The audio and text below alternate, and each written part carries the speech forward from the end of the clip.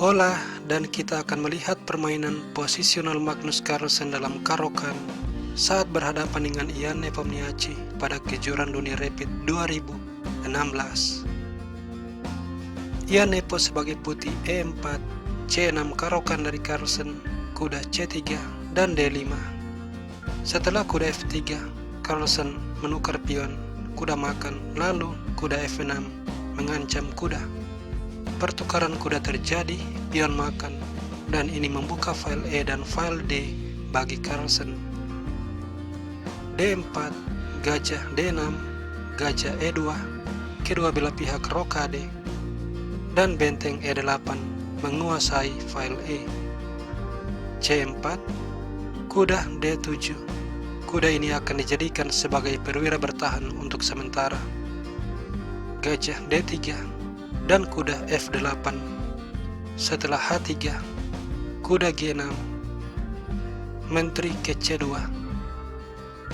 dengan kemungkinan serangan pion H.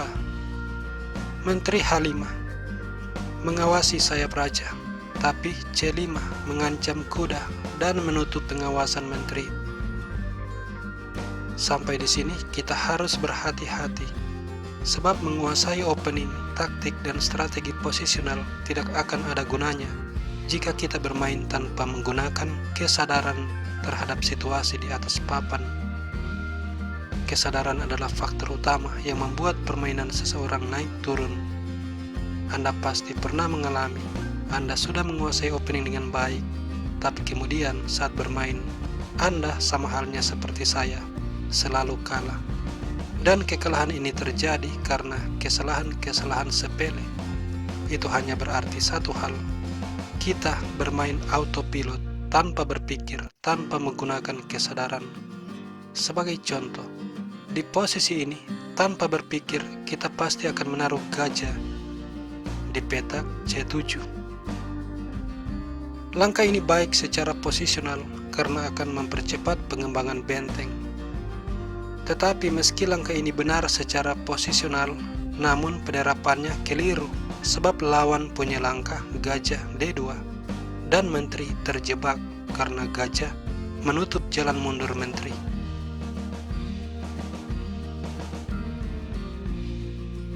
Langkah yang benar yang dimainkan Carlsen adalah gajah B8. Meski langkah ini secara posisional keliru sebab menutup pergerakan benteng, tetapi langkah ini dibenarkan sebab setelah gajah D2, menteri memiliki jalan mundur. Ian Nepomniachtchi melanjutkan benteng E1 menantang penguasaan benteng hitam di file E. Gajah E6.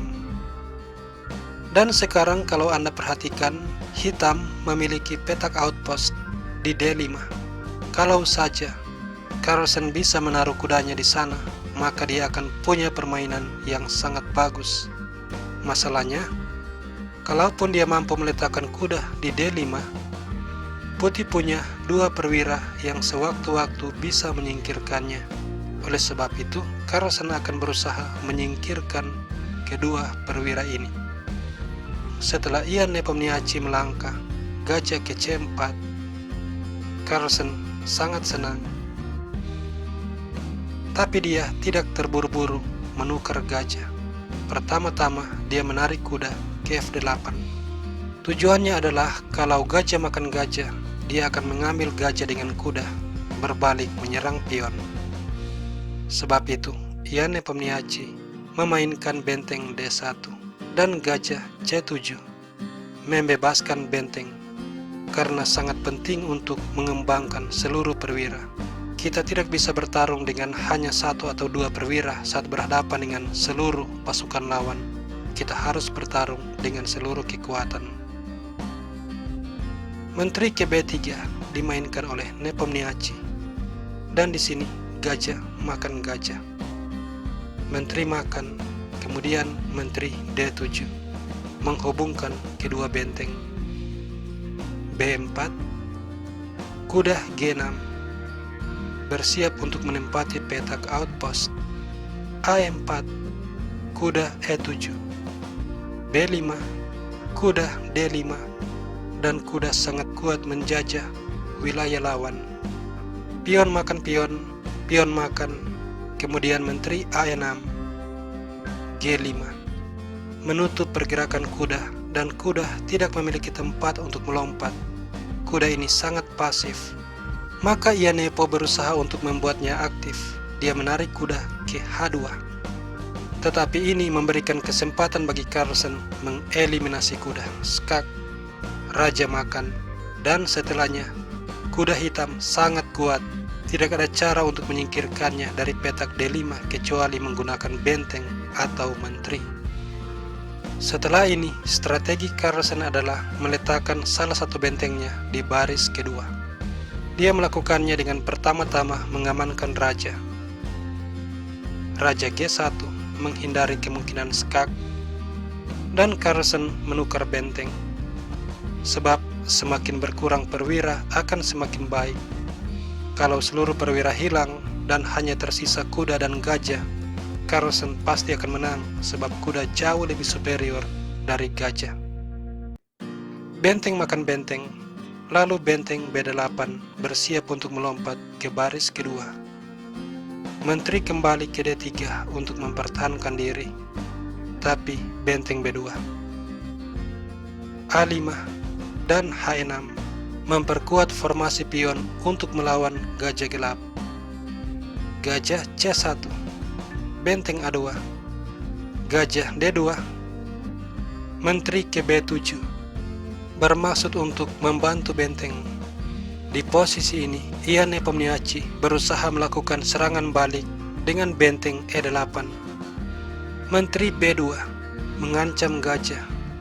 Gajah E1, kemudian kuda melompat ke F4 mengancam menteri.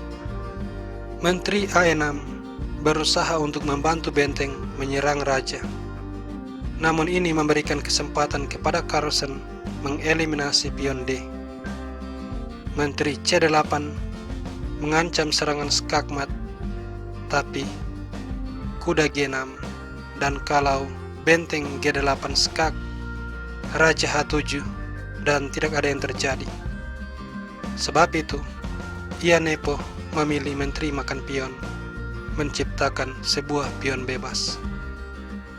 Benteng ke A1 menekan gajah. Kalau menteri D6 mengancam menteri sekaligus membuka ruang bagi promosi pion, menteri akan ke C3 mengancam gajah. Ianepo bisa mencoba raja F1, tapi kemudian taktik interference kuda E5. Dan jika menteri F8 skak, raja G6. Kalau G4 berusaha melakukan skakmat, Carlsen akan lebih cepat. Menteri makan pion skak, raja E2, dan menteri D3 skakmat. Ianepo mencoba menteri E4 mengadu menteri dan mengorbankan pion. Ini penting untuk menyelamatkan raja. Carlsen dengan senang hati menghilangkan pion. Raja H2 dan H5. Menteri E3 kembali mengancam menteri, tapi menteri C6 menekan benteng. Gajah C3, benteng A4, dan Ianepo Miyachi melangkah F3. Ini menciptakan kelemahan di petak G2. Carlsen akan menyerang kelemahan ini. Benteng A2, raja H1, lalu benteng C2 mengancam gajah. Gajah E1, menteri B5. Sebuah langkah yang sangat kuat. Gajah G3, H4 mengusir gajah. Gajah mundur ke H2. Dan sekarang Carlsen ingin meluncurkan serangan skakmat di petak G2, tetapi kalau dia langsung melakukannya, menteri F1 skak, menteri akan menutup skak, mempertahankan diri. Sebab itu Carlsen tidak memilih cara ini, tetapi dia memainkan langkah yang sangat brilian. Menteri B1 skak, dan menteri menutup skak tidak akan berhasil sebab benteng C1 menteri akan hilang.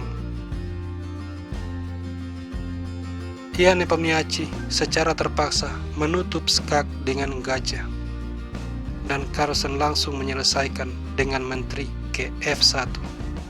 Ancaman skakmat dalam satu langkah, dan Nepomniachtchi menyerah.